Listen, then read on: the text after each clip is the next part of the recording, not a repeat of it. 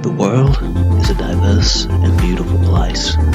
Have you ever wanted to travel the globe, exploring one exotic land, and waking up the next day somewhere completely different? Experiencing the nature, the people, the culture, the art, ancient and new. Come along with me. From ice to desert, beaches to mountains, in the jungle, in the city, and everywhere in between. Soaking in the splendor Mother Earth and all her inhabitants have to show us. By air, by land, by sea, this is Around the World at the Speed of Mike. Oh hi, I didn't see you there. Where were we? Ah yes. So I flew from Porto, Portugal to Francophone, Belgium. Francophone means French speaking. They don't actually speak Belgian in Belgium, they speak French. In case you didn't know that, some people don't. My ultimate destination was Brussels, but I flew into Charleroi. I don't know if I said that right. Charleroi, whatever. It looks like Charleroi. There really isn't much to see in this city. Honestly, I only flew here because it was a cheap connection using Ryanair. If you do stop here, you're probably just going to want to make a beeline to the bus or train station. There's a few cool places to see outside of Charleroi. But if you have one day, I think the best option is just to head north up to Brussels. It's about 45 minutes by bus, 1 hour by train. It's a super easy city to cover on foot in that amount of time, so that's probably your best option. Starting from the Triumphal Arch, which is east of the city center, heading west, the first thing you'll see is the European Parliament. Brussels isn't just the capital of Belgium, it's the capital of the European Union, which is basically kind of like the equivalent of Washington, D.C. is to the States. I don't know if that's a good thing or a bad thing for you. Continuing west, you'll go through the Royal Palace and a Catholic church, which is St. Michael's Cathedral, just before you hit the main tourist area, which is where you'll find like the Royal Galleries of St Hubert.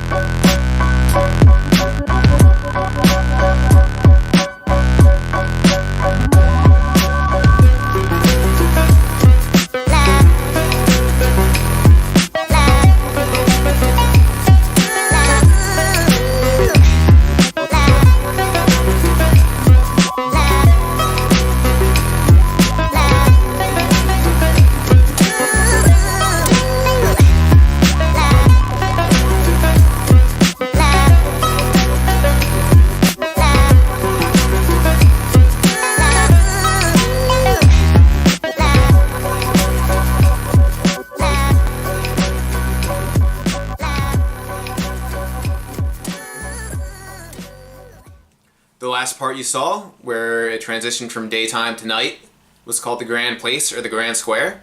It's a UNESCO site. The town hall, the King's House, and all its main buildings are just super elaborately decorated and gilded. And it's easily the best attraction in Brussels to see, visually at least. I only spent one night in Brussels. I've been to the city before. You really only need one day to see everything. 2 if you're being extremely thorough. I spent $14 on a hostel, which is pretty cheap considering how expensive the city is, but if it's cheap in an expensive city, you're probably not getting the best quality.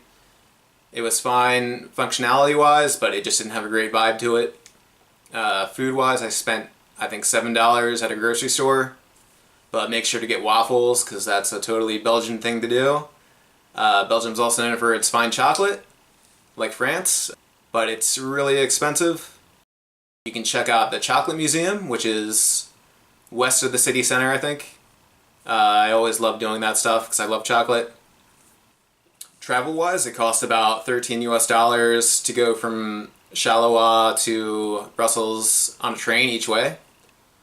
Then the bus from the airport to the train station was about $3 to $4 each way, which I think brings the total to $34, which almost makes the Ryanair flight not worth it. I mean, it still is, but it's funny that the ground transport's more expensive than the flight. Just how it is.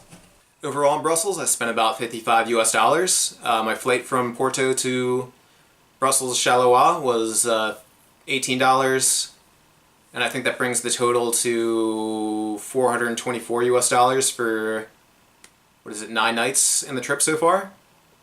Up next, we're going to head to Sofia, Bulgaria.